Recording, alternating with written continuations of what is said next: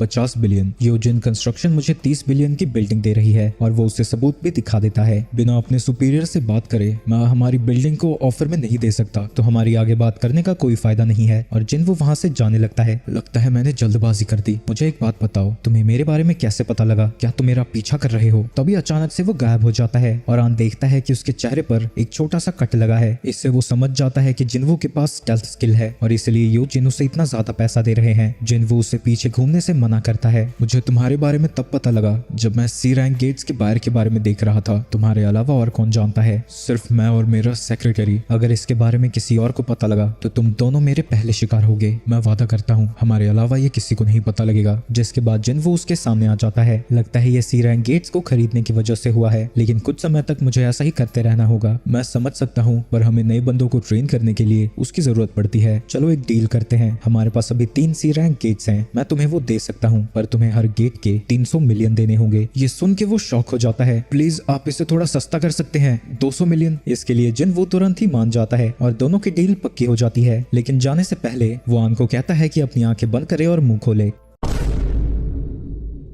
और वो उसके मुंह में हीलिंग पोशन डाल देता है। मुझे तुम पर यकीन है, पर मैं उम्मीद करता हूँ कि तुम अपना मुंह बंद रखोगे। उसका असिस्टेंट आके पूछता है कि यहाँ हुआ क्या। जितना मैंने सोचा था, ये मछली उससे भी बड़ी है। बाद में वो कंफर्म कर देता है कि उसे 600 मिलियन मिल गए हैं। हम तो इन गेट्स को वैसे भी छोड़ने वाले थे, आपने इनके 600 मिलियन कैसे ले लिए? पर जिनवू कहता है कि ये एक सीक्रेट है। दूसरी तरफ व्हाइट टाइगर गिल्ड में आन को पता लगता है कि जिनवू ने उसे चूना लगा दिया, क्योंकि अब कई सारे सी रैंक गेट्स हैं जो कि 70 मिलियन से भी नीचे के बिक रहे हैं। जिनवू उसे एक मैसेज भेजता है, ये मेरे ऊपर नजर रखने के लिए था, अब हमारा हिसाब बराबर हुआ। आन समझ जाता है कि उसे जिनवू से कोई पंगा नहीं लेना चाहिए, पर उसे इस बात की खुशी भी है कि उसे अब उसका कांटेक्ट नंबर मिल गया। वहीं जिनवू कहीं जा रहा है ताकि वो पता लगा सके कि ये जॉब चेंज क्वेस्ट आखिर है क्या। वो सिटी से बहुत दूर एक जंगल में जाता है, क्योंकि उसे नहीं पता है कि जॉब चेंज क्वेस्ट में आखिर क्या मिलने वाला है, क्योंकि ये पहले वाले क्वेस्ट जैसा नहीं है। वो इस क्वेस्ट को एक्सेप्ट या रिफ्यूज कर सकता है और डिसाइड करने के लिए उसके पास पूरा टाइम है। यानी ये काफी खतरनाक होने वाला है, पर इसका मतलब ये है कि इससे वो उतना ही ज्यादा ताकतवर बनेगा। तो वो उस क्वेस्ट को एक्सेप्ट कर लेता है और उसके सामने एक दरवाजा खुलने लगता है। तभी उसे याद आता है कि उसने अपना डेली क्वेस्ट अभी कंप्लीट नहीं किया था, पर कोई बात नहीं, मैं बाद में कर लूंगा, और वो गेट के अंदर चला जाता है। दूसरी तरफ वो अपने बापू के साथ डिनर कर रहा था, तभी उसका बड़ा भाई भी वहां पहुंच जाता है। डंजन के अंदर जिनवू को पता लगता है कि वहां वो ना पोशंस का यूज कर सकता है, ना ही रिकवर कर सकता है, और बिना क्वेस्ट को कंप्लीट किए वो यहाँ से बाहर नहीं जा सकता। यानी उसे अब बहुत ही ज्यादा सावधान रहना होगा। तभी उसे कुछ आवाज आती है और वो लड़ने के लिए तैयार हो जाता है। वो एक आर्मर टाइप बीस्ट है और जिनवू एक झटके में ही उसे मार गिराता है। मजाक कर रहा था मैं। उसके अटैक से उस नाइट का कुछ भी नहीं बिगड़ता, और जब वो नाइट उसके ऊपर हमला करता है, वो उसकी ताकत को देखकर हैरान हो जाता है। वो फिर से अपने डैगर से उसके ऊपर हमला करता है, लेकिन ये भी उसके ऊपर कोई असर नहीं करता। जिन उसके अटैक को डॉज करता रहता है। मैंने तुमसे भी तगड़े आर्मर वाले एनिमीज को हराया है। जिसके बाद वो उसके साथ भी वही करता है जो कि उसने उस स्नेक के साथ किया था, और अपने हाथों से ही उसे तोड़ देता है। मैंने एक बार अपनी फेटल स्ट्राइक स्किल वेस्ट कर दी, पर इसके बारे में तुम लोग मुझे ज्यादा तो सोचने दोगे नहीं, है ना? दूसरी तरफ ओके फादर उसके बड़े भाई से पूछते हैं कि उसकी गिल्ड एस्टैब्लिश करने के एफर्ट कैसे जा रहे हैं, क्योंकि उन्होंने सुना था कि जितने भी एसरैक हंटर से उसने बात की है, सबने उसे मना कर दिया। तो वो कहता है कि वो दूसरी कंट्री के हंटर से बात कर रहा है। वो समझ जाता है कि ये उसके लिए ज्यादा मुश्किल होने वाला है। तभी जिसंग उससे कहता है, मुझे पता है कि तुम सीक्रेटली किसी चीज पर काम कर रहे हो, पर मेरे रास्ते में आने की कोशिश मत करना, मुझे सब पता है। ये सब सुन के वो चुप हो जाता है और सोचने लगता है कि जिसंग उससे ऐसे बात नहीं करता अगर उसे ये ना पता होता कि उसका पार्टनर कितना ज्यादा स्ट्रॉन्ग है। दूसरी तरफ डंजन में जिनवू उन सभी नाइट्स को मारता ही जा रहा था। उसे पता है कि उसे जल्द ही आराम करने की जरूरत पड़ेगी, लेकिन तभी वो कुछ सेंस करता है और एक और मॉन्स्टर को ठिकाने लगा देता है। क्या इसने अभी स्टेल्थ स्किल का यूज किया? तभी उसके ऊपर एक मेज हमला कर देता है। ये आखिर कैसी जगह है? ऐसा लग रहा है कि यहाँ मैं अपनी पुरानी लड़ाइयाँ लड़ रहा हूँ। मैंने जितना सोचा था ये उससे भी ज्यादा खतरनाक है। मुझे अलग अलग एनिमीज के लिए अपनी अलग अलग स्किल्स का यूज करना पड़ेगा। अगर मैं नाइट्स को हराना चाहता हूँ तो मुझे अपनी ताकत को यूज करना है। स्टेल्थ वाले को मारने के लिए परसेप्शन चाहिए, और मेज को हराने के लिए मुझे अपनी इंटेलेक्ट का यूज करना है। लेकिन जिनवू ने अपने उस स्टैट को ज्यादा बूस्ट नहीं किया था और उसकी थकावट भी अब बढ़ने लगी है। मुझे जल्दी से जल्दी इस लड़ाई को खत्म करना होगा। दूसरी तरफ चोई अपनी टीम के साथ जेजू आइलैंड पर जाने के लिए तैयार हो गया है। वहीं डंजन में सभी मॉन्स्टर्स को हराने के बाद जिनवू को कुछ रिवॉर्ड्स मिलते हैं, जिनमें से एक बहुत ही ज्यादा लाइट वेट आर्मर है, और साथ ही उसे कुछ और आइटम्स और पॉइंट्स भी मिले हैं। और थोड़ा आराम करने के बाद वो आगे बढ़ जाता है। उसके सामने एक बहुत ही बड़ा दरवाजा है। उस दरवाजे को खोलते ही उसे बहुत खतरनाक ऑरा फील होता है। अंदर किसी तरह का सिंहासन है जिसकी रक्षा के लिए वहाँ एक नाइट आ जाता है। उसकी प्रेजेंस और ऑरा से उसे वही डंजन याद आने लगता है और बिल्कुल डबल डंजन वाला ही डर महसूस होता है। उस नाइट का नाम इग्रेस है, जो कि डार्क रेड कलर में आ रहा था, यानी वो जिन से कहीं ज्यादा ताकतवर है। इग्रेस इंस्टेंटली उसके ऊपर हमला कर देता है और जिनवू ये देखकर हैरान हो जाता है कि वो पिलर्स को मोमबत्ती की तरह काट सकता है। वो मॉन्स्टर आसानी से उसके ऊपर भारी पड़ रहा था और उसकी स्पीड और ताकत के सामने जिनवू कुछ नहीं कर पाता। वो बस एक बाउंसिंग बॉल की तरह पूरे थ्रोन रूम में इधर से उधर टकराता रहता है। इसके बाद हमला करने की जिनवू की बारी थी। वो अपनी स्पीड का यूज करके उसके ऊपर कई बार हमले करता है, लेकिन आखिरकार जब उसके ऊपर एक अटैक लैंड होता है वो उसके आर्मर को स्क्रैच भी नहीं कर पाता। इग्रेस जब उसके ऊपर हमला करता है वो बड़ी मुश्किल से उसे ब्लॉक कर पाता है, जिससे वो समझ जाता है कि स्पीड में वो भले ही लगभग बराबर हो, लेकिन ताकत में इग्रेस उससे कहीं ज्यादा आगे है। ये बहुत ज्यादा ताकतवर है, क्या मैं इसे हरा सकता हूँ? मेरा वेपन तो उसके ऊपर कुछ नहीं कर रहा रहा, जिसके बाद वो अपने वेपन को इन्वेंटरी में वापस भेज देता है। लेकिन जिनवू हैरान हो जाता है जब इग्रिस अपने सारे वेपन्स को नीचे फेंक देता है। दूसरी तरफ चोई चेयरमैन को कॉल करता है और इस ऑपरेशन को अप्रूव करने के लिए उसका शुक्रिया अदा करता है। तुम अपना ध्यान रखना। मुझे पहले से ही पता है कि ये कितना खतरनाक हो सकता है, लेकिन ये मिशन सिर्फ थ्रेट लेवल्स को चेक करने का है। हमें पता लगाना है कि आखिर वो अब कितने ताकतवर हैं। दूसरी तरफ डंजन में इग्रिस अभी भी उसकी कुटाई कर रहा है, वो भी बिना किसी वेपन के। वो उसे उठाकर दूर फेंक देता है और लात घूसों की उसके ऊपर बारिश कर देता है। किसी तरह वो उसके अटैक से बचकर साइड आ जाता है। मैंने उसके सारे अटैक्स ब्लॉक कर दिए, लेकिन फिर भी मेरे 500 HP कम हो गए। अगर मेरे पास वो आर्मर ना होता तो पता नहीं क्या होता। मुझे नहीं लगता कि मैं ताकत में इसे हरा पाऊंगा। जिसके बाद वो अपनी डैश स्किल का यूज करने लगता है। वो अपनी स्पीड का यूज करके किसी तरह उसे एक मुक्का मार देता है, लेकिन इसके बाद वो चाहे जितनी मर्जी कोशिश कर ले, इग्रिस हर बार उसके अटैक को डॉज कर लेता है। तभी इग्रिस उसे लात मार के दूर फेंक देता है, जिसके बाद उसे वो हवा से ही जमीन पर पटक देता है। लेकिन इन सब के बावजूद भी जिनवू हार नहीं मानता और वो दोबारा खड़ा होकर उसके ऊपर हमला करता रहता है। उसकी मेहनत आखिरकार काम आती है और वो उसकी गर्दन पर जोर की लात मारता है, लेकिन इससे इग्रिस की सटक जाती है और वो उसके ऊपर और भी ज्यादा बुरी तरह से हमला करने लगता है। वो बिल्कुल उसे वैसे ही मार रहा था जैसे मेरी माता श्री कपड़ों को धोती है। वो उसकी धुलाई करता करता उसे उसी गद्दी के ऊपर फेंक देता है। जिनवू की हालत अब बहुत खराब हो चुकी थी।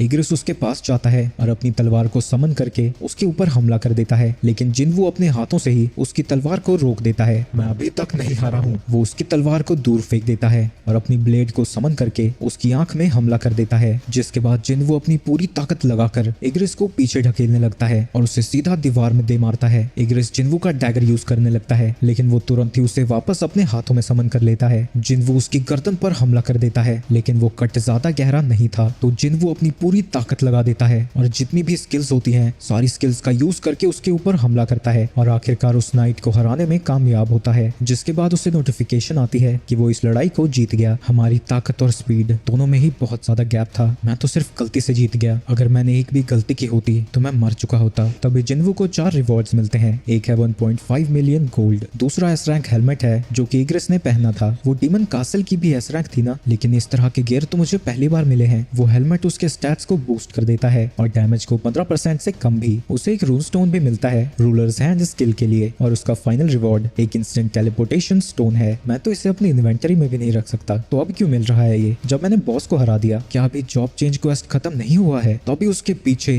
दर्जन भर पोर्टल्स खुल जाते हैं। उसके सामने एक नोटिफिकेशन आती है कि जॉब चेंज क्वेस्ट अब शुरू होता है। अब उसे जितनी देर हो सके उतनी देर सर्वाइव करना है ताकि वो एडवांसमेंट पॉइंट्स को इकट्ठा कर सके। जितने ज्यादा उसके पास पॉइंट्स होंगे उतनी ज्यादा उसे हायर क्लास मिलेगी। उसके सामने नाइट्स आना शुरू हो जाते हैं। दूसरी तरफ मिस्टर चोई की टीम जेजू आइलैंड के लिए हेलीकॉप्टर पर बैठकर निकल जाती है। वहीं डंजन में जिनवू उन सभी नाइट से लड़ता रहता है, लेकिन क्योंकि पोर्टल से मॉन्स्टर्स आते रहते हैं वो काफी ज्यादा थक जाता है, तो वो अपनी स्टेल्थ स्किल का यूज करता है और एक जगह छुप जाता है। मुझे बस अपने माना को मैनेज करना है और मैं जितनी देर चाहूँ यहाँ पर सर्वाइव कर सकता हूँ। लेकिन उसके सारे प्लान पर पानी फिर जाता है क्योंकि एक मेज उसके स्टेल्थ को तोड़ देता है और अब उसे फिर से उन सभी से लड़ना पड़ता है। लड़ते वक्त एक नाइट उसे बुरी तरह से घायल कर देता है और उसे एक ही लात में मारने के बाद वो सोचने लगता है कि अब उसका यहाँ रहना बहुत ज्यादा खतरनाक है। लेकिन जैसे ही वो टेलीपोर्टेशन स्टोन को यूज करने चाहता है, एक नाइट उसके ऊपर हमला करके उसे नीचे गिरा देता है और सभी नाइट्स उसके ऊपर हमला करने के लिए आगे बढ़ने लगते हैं। जिनवू उन सभी नाइट से पिटने लगता है और अब उसके पास बाहर जाने का भी कोई ऑप्शन नहीं बचा था। सर्वाइव करने का उसके पास सिर्फ एक ही ऑप्शन है, इन सभी चिमकांटियों को मारना। तो वो फिर से उनकी कुटाई करने लगता है, लेकिन उसकी सिचुएशन कुछ बेहतर नहीं है क्योंकि उसकी थकावट बढ़ती ही जा रही है और अब वो ना ही स्टेल्थ का यूज कर सकता है ना ही मर्डरस इंटेंट का। लेकिन वो हार नहीं मानता और उन सब से लड़ता जाता है। मैं हमेशा से सबसे कमजोर रहा हूँ, मुझे पता है कि वहाँ कैसा लगता है, पर मैंने तब भी कभी हार नहीं मानी। ये पहले से बिल्कुल भी अलग नहीं है और मैं आज भी हार नहीं मानूंगा। उसकी दिल की धड़कनें बढ़ती जाती हैं। तभी मॉन्स्टर्स उससे बात करने लगते हैं। वो उससे कहते हैं कि वो वीकेस्ट हंटर है। वो उसका मजाक उड़ाते हैं क्योंकि उसे हर डंजन में जाने के बाद हॉस्पिटल में एडमिट होना पड़ता था। तभी उसके सामने जूही और सॉन्ग आ जाते हैं और वो उससे कहते हैं कि अब उसे आराम की जरूरत है, उसे अब लड़ना नहीं चाहिए। इसके बाद जिनवू की पुरानी छवि आती है। तुम पहले से बहुत आगे आ गए हो, इतना काफी है। मैं तो तुम्हें पहचान भी नहीं पा रहा, तुम इतने लंबे और हट्टे कट्टे कब हुए? लेकिन ये सारे बदलाव सिर्फ ऊपर से हैं, अंदर से तुम अभी भी वही जिनवू हो और आज तुम फिर से मरने वाले हो। तुम हमेशा ही एक ई रैंक हंटर रहोगे। तुम एक ड्रीमर हो जिसे इस दुनिया में अपनी जगह के बारे में कभी पता ही नहीं लगा। तभी जिनवू एक नाइट के हमले को डॉज करता है, लेकिन वो ज्यादा देर तक उनसे नहीं बच पाता क्योंकि एक बड़ा सा नाइट पीछे से आकर उसके सर को जमीन में मार देता है। तुम्हारे साथ तो यही होना चाहिए। तुमने ही कहा था ना कि तुम रेडी हो, तुम यही डिजर्व करते हो। क्या मैं सच में नहीं बदला? क्या मैं अब भी वही जिनवू हूँ हूँ। तभी उसके सामने नोटिफिकेशन आती है कि उसने अपनी डेली क्वेस्ट कंप्लीट नहीं की है, तब उसकी पेनल्टी शुरू हो जाएगी। लगता है लक भी एक स्किल है। लगता है वो लोग तुम्हें मरने नहीं देना चाहते। चलो फिर दोबारा मिलते हैं। उस नाइट के हमला करने से पहले ही जिनवू उस पेनल्टी जोन में पहुंच जाता है। अपने स्टैमिना को रिकवर करने के लिए जिनवू कुछ पोशंस पीता है, लेकिन जब वो हीलिंग पोशन पीता है उसे नोटिफिकेशन आती है कि वो कुछ ज्यादा ही टूट फूट गया है। अगर वो रिकवर होना चाहता है तो या तो वो नेचुरली हील हो या तो लेवल अप करे। उसी वक्त वहाँ वही वाले सेंटिपीड मॉन्स्टर्स आ जाते हैं और जिनवू उनसे लड़ने लगता है। जब तक कि मैं मर नहीं जाता, ये दर्द सिर्फ मुझे और ताकतवर बनाएगा। दूसरी तरफ जिन्हा देखती है कि अभी तक उसका भाई वापस नहीं आया था और उसे लगता है कि शायद उसे कोई लड़की मिल गई होगी। नहीं, ऐसा तो क्या ही होगा, बस वो पेरेंट टीचर मीटिंग पर आ जाए। वहीं पेनल्टी जोन में जिनवू ने उन सभी मॉन्स्टर्स को हरा दिया है जिनसे वो किसी वक्त पर डरा करता था और लेवल अप करके अपनी सारी हेल्थ को रिकवर भी कर लिया है। पेनल्टी जोन में अब उसके पास 10 मिनट बचे हैं, तो वो शॉप में जाकर नाइट किलर डैगर खरीदता है। इससे वो आर्मर टाइप बीस्ट को 25% ज्यादा डैमेज कर सकता है। इग्रेस से लड़ाई के बाद जो उसे रूलर्स हैंड की स्टोन मिली थी वो उसका यूज करता है। इससे उसे एक्टिव स्किल रूलर्स हैंड मिलता है जो कि बिल्कुल भी माना यूज नहीं करता और इस स्किल का यूज करके वो बिना चीजों को छुए मूव कर सकता है। और उसे याद आता है कि इग्रेस ने इसे अपनी स्वॉर्ड पर यूज किया था। जिनवू उसे ट्राई करता है पर उसे पता लगता है कि अभी के लिए वो बड़े ऑब्जेक्ट्स को इससे मूव नहीं कर सकता। इसके बाद टाइम खत्म हो जाता है और जिनवू वापस से डंजन में पहुंच जाता है। दूसरी तरफ वो सभी हंटर्स जेजू आइलैंड के काफी करीब आ गए हैं। पायलट चॉय को बताता है कि पानी के अंदर कई माना के सोर्सेज हैं और जो चीज चॉय देखता है वो देखकर वो हैरान हो जाता है। डंजन में अपने नाइफ किलर डैगर का यूज करके वो आसानी से उन नाइट्स को हरा रहा था, लेकिन उसे बड़ा ही अजीब लग रहा था। मैं तो नाइट्स को मारता जा रहा हूँ, लेकिन फिर भी मुझे ऐसा क्यों नहीं लग रहा। वो मेजेस क्या कर रहे हैं? वो तो मुझ पर हमला भी नहीं कर रहे, बस खड़े हैं। तभी उसे रियलाइज होता है कि वही मेजेस गेट्स को ओपन करके नाइट्स को यहाँ समन कर रहे हैं। ये चीज समझते ही वो जाकर एक मेज पर हमला कर देता है और जैसे ही वो मेज मरता है कई सारे नाइट्स अपने आप ही नीचे गिर जाते हैं और अब उसे बस 5 और मेजेस को मारना था। वो अपने रूलर्स हैंड का यूज करके अपने दूसरे डैगर को भी अपने पास बुला लेता है और अपने नेक्स्ट अटैक से एक और जादूगर को मार देता है और उसके बीच जो भी नाइट्स आते हैं वो उन्हें भी काटता जाता है। इसके बाद वो फिर से अपने रूलर्स हैंड का यूज करता है और एक और मेज को खत्म कर देता है और अब बस 3 मेजेस बचे थे, लेकिन वो अपनी पावर्स को कंबाइन करते हैं और सभी नाइट्स को इकट्ठा करके एक बड़ा सा गोलम बना देते हैं। लेकिन जिनवू उसके ऊपर चढ़ जाता है और थोड़ी देर के लिए वहीं पर उसे बांध देता है। इन गधों ने क्या सोचा था कि एक बड़ा टारगेट मुझे ज्यादा देर तक रोक पाएगा? तुम तीनों गलत थे। एक बड़ा टारगेट नहीं बल्कि बहुत सारे छोटे टारगेट्स मेरा रास्ता रोक सकते थे। और जिनवू सभी मेजेस को हराने में कामयाब होता है, पर वो गोलम अभी भी जिंदा था। लेकिन अब जिनवू की ताकत इतनी ज्यादा बढ़ चुकी है कि वो अपनी स्ट्रेंथ का ही यूज करके उस गोलम को डिस्ट्रॉय कर देता है। इससे वो सभी मॉन्स्टर्स हार जाते हैं और उसके सामने एक नोटिफिकेशन आती है कि उसने जॉब चेंज क्वेस्ट को पूरा कर लिया है और वो अब एक एडवांस क्लास चुन सकता है। लेकिन जिनवू को चूज करने का ऑप्शन नहीं मिलता। उसके सामने नोटिफिकेशन पर नोटिफिकेशन आती रहती है जहाँ पे लिखा था कि जहाँ भी प्लेयर जाएगा उसके पीछे एंजल ऑफ डेथ आएगी। चाहे वो कोई भी रास्ता चुने, उसका रास्ता लाशों और खून से भरा होगा। प्लेयर को बहुत ज्यादा पावर चाहिए और वो उसे हासिल भी करता है, वो भी बिना किसी की मदद के। शैडो आर्मी उसे फॉलो करेगी और उसे पता चलता है कि उसकी क्लास नेक्रोमैंसी है। नेक्रोमैंसर एक ऐसी क्लास है जो कि मरे हुए लोगों को अपने सर्वेंट्स की तरह यूज करते हैं। मैं तो एक असासिन हूँ, अगर मैं नेक्रोमैंसर बन गया तो मेरी सारी स्किल्स और ताकत वेस्ट हो जाएगी। तो वो इस क्लास को डिक्लाइन कर देता है। लेकिन तभी उसे बताया जाता है कि नेक्रोमैंसर एक हिडन क्लास है और सिस्टम फिर से उससे पूछता है कि क्या अब भी वो उसे डिक्लाइन करना चाहता है। जिनवू अब सोचने लगता है अगर ये कोई हिडन क्लास है तो क्या इसका मतलब मुझे कोई स्पेशल पावर मिलेगी? काश मेरे पास किसी नेक्रोमैंसर का एग्जांपल होता। एक सेकंड, ये मेजिस ने जो ये समन किया था नेक्रोमैंसी तो उसी की तरह है ना? ये कोइंसिडेंस तो नहीं हो सकता। क्या अभी तक जो भी हुआ सिस्टम ने प्लान किया था? जो भी हो ये इंटरेस्टिंग तो है। मेजिस स्ट्रॉन्ग नहीं होते पर मैं तो हूँ और कहीं भी रूल्स में नहीं लिखा कि मेजिस खुद सामने से जाकर नहीं लड़ सकते। अगर क्लास स्टैट्स की तरह है तो जब मैं लेवल अप होऊंगा तो वो भी लेवल अप होंगे और मेरी शैडो आर्मी भी और ज्यादा ताकतवर हो जाएगी। जिनवू एक्साइटेड हो जाता है कि अब सोलो लेवलिंग सोलो नहीं बचेगी और वो इस क्लास को एक्सेप्ट कर लेता है। तभी वो चारों तरफ से किसी डार्क पावर से घिरने लगता है और उसकी परफॉर्मेंस की बेस पर सिस्टम उसे बोनस पॉइंट्स देने लगता है। क्योंकि वो सर्वाइवल टाइम से भी ज्यादा देर तक रुका रहा तो उसकी एडवांसमेंट पॉइंट्स क्लास थ्रेशोल्ड से ज्यादा होती हैं। जिनवू की पावर बढ़ती जाती है और वो ये देखकर हैरान हो जाता है कि वो नेक्रोमैंसर से शैडो मोनार्क तक पहुंच भी गया। उसे यूनिक क्लास स्किल्स भी मिली है और 10 एबिलिटी पॉइंट्स भी। क्या क्वेस्ट कंप्लीट हो गया? लेकिन तभी उसे लोगों की आवाज सुनाई देने लगती है जो कि उन लोगों से आ रही थी जो कि दर्द में थे। जिनवू को अब उन मॉन्स्टर्स में शैडो जैसी चीज दिखाई दे रही थी और वो अपनी स्किल शैडो एक्सट्रैक्शन उनके ऊपर यूज कर सकता है। उसे पहले एक कमांड वर्ड चूज करना होगा तो वो अराइज चूज करता है। जैसे ही जिनवू ये कहता है उसके शैडो आर्मी के पहले मेंबर्स उसके सामने आते हैं। शैडो एक्सट्रैक्शन के साथ साथ उसके पास शैडो स्टोरेज नाम की स्किल भी है। शैडो एक्सट्रैक्शन से वो अपने माना का यूज करके शैडो सोल्जर्स बना सकता है और शैडो स्टोरेज से वो अपने सोल्जर्स को स्टोर कर सकता है और जब चाहे समन कर सकता है। उसे बस इस चीज का ध्यान रखना है कि एक्सट्रैक्शन फेल भी हो सकती है उसके टारगेट की स्ट्रेंथ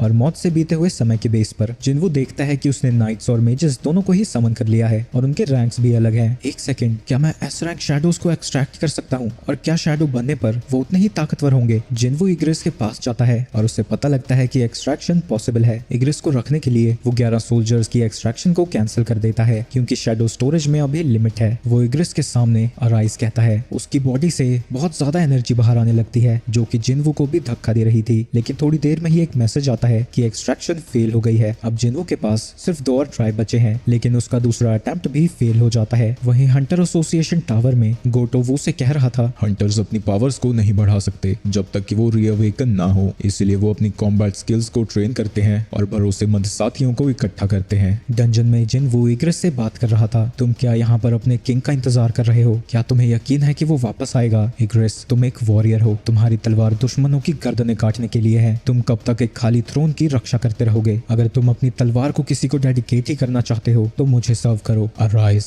इस बार उसकी शैडो एक्सट्रैक्शन सक्सेसफुल होती है और इग्रिस की शैडो वहां बाहर आ जाती है और जिन्वो को उसका नाम रखने के लिए कहा जाता है। वो उसका नाम इग्रिस ही रखता है। इसी दौरान गोटो कह रहा था, रीअवेकनिंग हर दिन होती रहती है। मुझे उम्मीद है कि एक दिन कोई ऐसा हंटर आएगा जो कि हमारी सारी उम्मीदों को तोड़कर आगे बढ़ जाएगा और सभी हंटर्स को गाइड करेगा। इसी दौरान जिनकी सारी शैडो आर्मी उसके सामने झुक जाती है। दूसरी तरफ सारे हंटर्स अब जेजू आइलैंड पर पहुंच गए हैं। मिस्टर चॉय एक एंट को देखकर शॉक हो जाते हैं क्योंकि वो अब इवॉल्व हो रहे हैं और उनके पंख आ चुके हैं।